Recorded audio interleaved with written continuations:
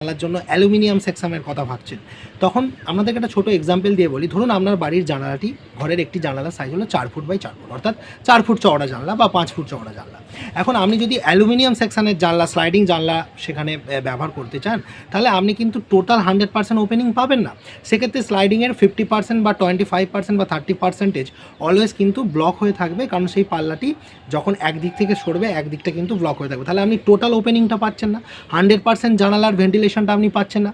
তাহলে এটাও তো ভাবতে হবে। অ্যাট দ্য সেম টাইম আপনি যখন অ্যালুমিনিয়াম সেকশনের জানালা লাগাতে যাচ্ছেন বা কোনো গিল গ্যালভানাইজড গ্লাস ফ্রেমের জানালা লাগাতে যাচ্ছেন, একটা জিনিস মাথায় রাখতে হবে, এই জানালাগুলো কিন্তু কাঠের জানলার তুলনায় লেস থার্মাল প্রুফ। তার মানেটা কি, গরমকালে কিন্তু ঘরের ভেতর গরম হবে এবং শীতকালে কিন্তু ঘরের ভেতর ঠান্ডা হবে। অর্থাৎ বন্ধুরা, একটা অ্যালুমিনিয়াম সেকশনের জানালা যদি লাগান বা একটা গ্রিলের গ্লাস ফ্রেমের জানালা যদি লাগান, তাহলে কিন্তু আপনার ঘর অনেক বেশি হচ্ছে আনকমফোর্টেবল হয়ে যাবে বসবাসের। অর্থাৎ একবারই